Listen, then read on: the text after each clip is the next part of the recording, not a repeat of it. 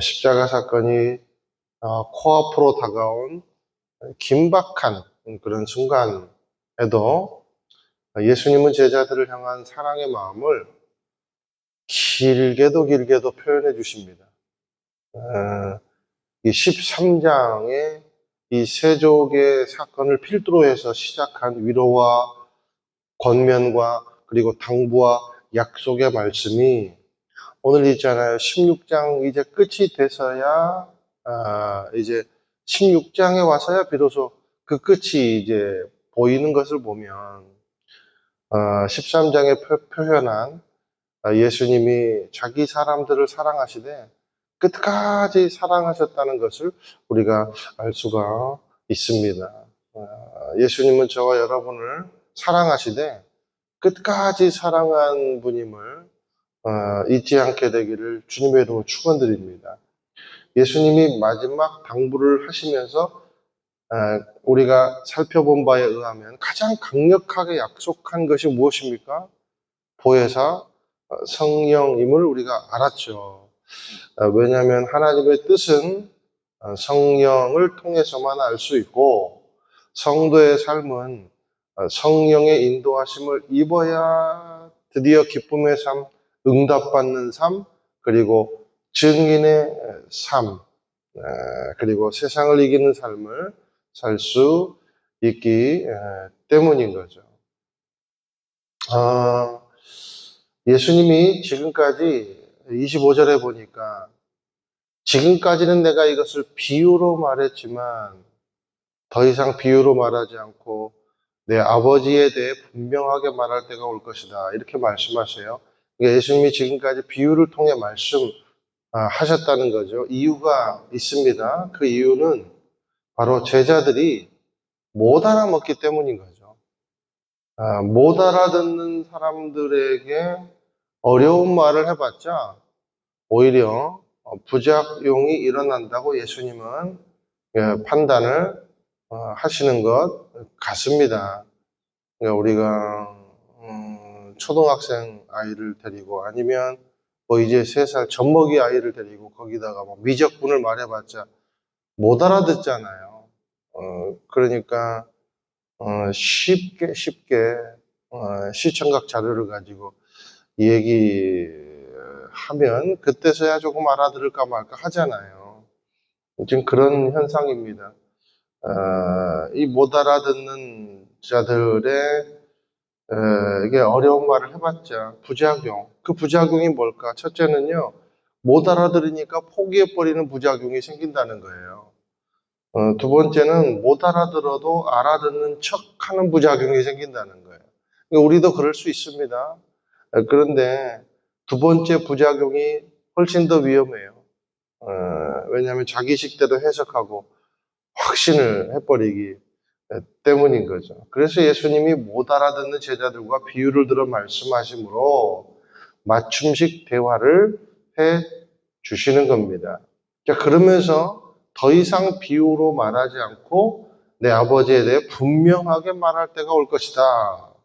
이렇게 말씀하십니다. 이 말은 성령이 너희에게 임하시면 너희 수준이 이제 급격하게 상승해 버릴 것이다.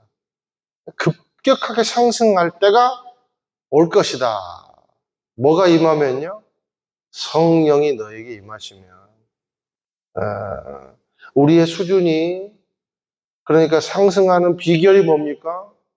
말씀의 수준이 상승하고 삶의 수준이 상승하고 삶을 대하는 수준이 상승하는 비결은 뭡니까? 성령의 인도하심과 성령의 조명하심을 받는 길이라는 거예요. 여러분 지혜와 지식은 달라요. 지식이 있는 사람하고요, 교양이 있는 사람하고요, 누가 더 매력적입니까? 교양이 있는 사람이 훨씬 매력적이죠.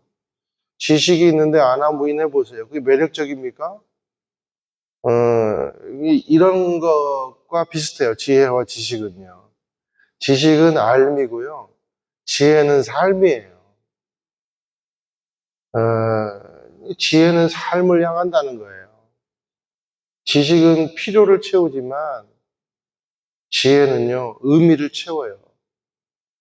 저와 여러분이 성령의 은혜를 힘입을 때 지식의 수준을 넘어서 지혜의 수준으로 상승됨을 기억하게 되시기를 주님의 이름으로 축원드립니다. 그러므로 성령 충만의 은혜가 우리의 삶에 필수 불가결한 요소라는 거예요. 성령의 은혜가 임하면 뭐가 열립니까? 지혜의 길이 열리기 때문에. 그래서 이제 또 26절, 27절 이렇게 말씀을 하십니다. 한번 읽어보실게요. 시작. 그날엔 너희가 내 이름으로 아버지께 구할 것이다. 내가 너희를 위해 아버지께 구하겠다는 말이 아니다. 아버지께서는 너희를 친히 사랑하신다. 아버지께서 너희를 친히 사랑하시는 것은 너희가 나를 사랑했고 내가 아버지께로부터 왔음을 믿었기 때문이다. 자, 성령이 임하시면 우리의 삶이 어디까지 확장이 되는가? 자, 지금 이 말을 듣고 있는 제자들조차도 이때 당시까지는 제사장들을 통해서만 하나님을 만나는 줄 알고 지금까지 살아온 사람들이에요. 우리가 아니라고요. 지금 우리의 수준이 아니에요. 그러나 예수님이 부활하시고 승천하시면 이 수준을 뛰어넘어서 이제 하나님께 직접 구하는 수준이 된다는 겁니다. 이 제사장을 찾아갈 필요도 없다는 거예요. 하나님과 나와 직접적으로 쌍방소통이 가능한 길이 열리게 될 때까지, 되기까지 성령이 임하시면 우리의 수준이 상승돼 버린다라는 거죠. 내가 너희를 위해 또 아버지께 구하겠다는 말이 아니다. 이렇게 또 예수님이 말씀하고 있어요. 이게 좀 충격적입니까? 이 말은 더 이상 너희들의 삶에 내가 관여하지 않겠다.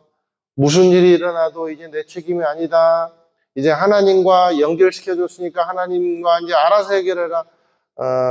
이런 말이 아니라 내가 이미 너희를 내 이름으로 아버지께 소개해 주었으니 내 이름 때문에 너희들은 아버지와 직통하게 될 것이다. 누구든지 나로 말미암지 않고서는 아버지께로 올 자가 없다라고 말씀하셨잖아요. 지금 이 말이 그 말입니다. 여러분, 우리가 하나님과 소통하게 되는 놀라운 비결이 뭐였습니까? 십자가였다는 거예요. 예수님이었다는 거예요. 이렇게 쭉 보니까 예수님이 이렇게 길게 제자들을 위로하면서 하시는 그 말씀을 보니까, 이야, 정말 놀라운 삼위일체의 연합의 결과, 놀라운 삼위일체의 사역의 결과가 바로 이것이구나라는 것을 알 수가 있습니다. 삼위 하나님은 삼위 예수님을 이 땅 가운데 보내주시고, 삼위 예수님은 순종하심으로 아버지가 너희를 사랑하신다는 사실을 알게 해주시고, 삼위 성령님께서 너희들의 삶을 하나님과 직통하는 수준으로 상승케 해 주시겠다. 그런데 이런 하나님의 사랑, 예수님의 순종, 성령님의 인도하심이 오직 누구를 위하여 보여지고 나타나고 있습니까?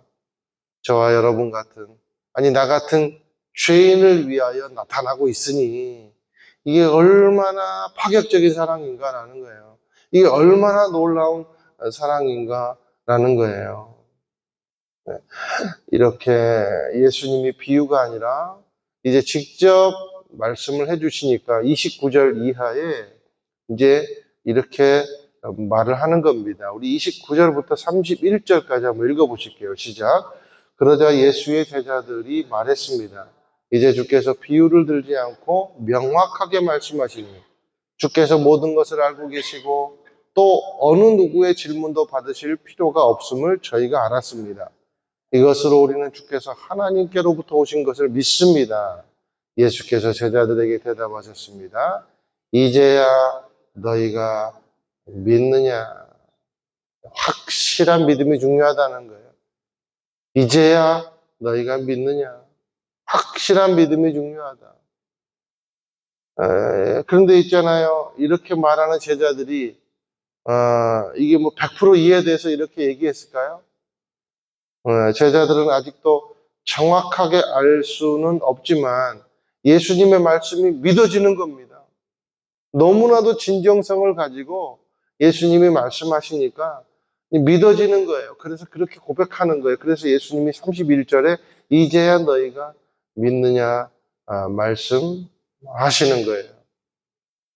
이것을 통해 우리가 알 수 있는 것은 뭔가?